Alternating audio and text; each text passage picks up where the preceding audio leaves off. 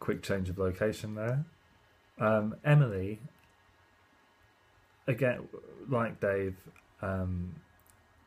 developed a resilience, possibly due to having chosen that line of work, that type of work, freelancing. As she says, I think I like doing different things. I think being a journalist makes it easier to pick things up quickly and blag it while you work out what's going on. Interestingly, she's on a fixed term contract at the moment, but it's only a 1 year contract, so it's not permanent. She says, it doesn't scare me only being on a contract until November. I would just go to something else or try something else. The difference, there does seem to be a difference between that experience and that of Becky and of Ben.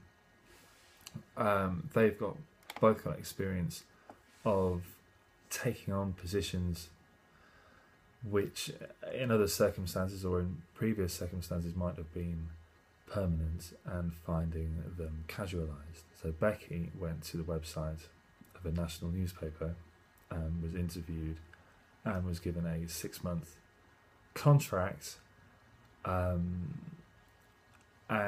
that was a rolling contract, so a short-term contract, but then found that such was the sort of lack of obligation or clarity within the employment that once the 6 months was up, things just rolled on. So she said she felt like she was on 0 hours, but being on a short-term contract and then not really knowing if she was out of contract or not, and being unable to seek any clarity or find any clarity, she said it was impossible to say no to her employers. So she said, I worked Sunday to Thursday, but I was asked almost every week, could you come in on Friday? I felt like I couldn't turn it down. And she says everybody did that. We all came in on Fridays and we just felt miserable about it. She said you had to stay late every day. They just kept giving you work. I felt like I couldn't say I had a dentist appointment or a doctor's appointment. I went in with the flu for 5 days. I didn't even know who I'd phone in sick to. So this is the sharp end of what one might classify as exploitative practices, maybe due to an oversupply of labour, certainly due to a lack of structure, the sort of union representation, for example, you might expect in the newsroom, or settled conditions. She says people were rejected for holidays, people just couldn't get any holiday time, it was just refused.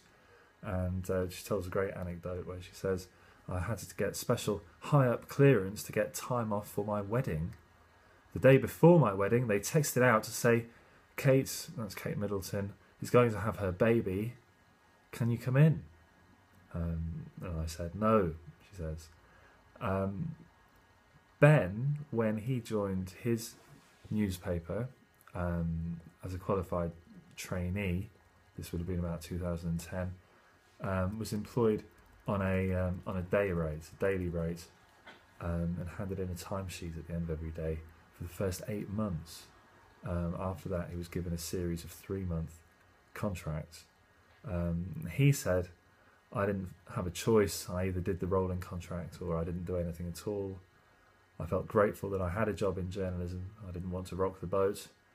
And he was only given a permanent contract in the end when he handed in his notice, and when asked why, he said because of the lack of security.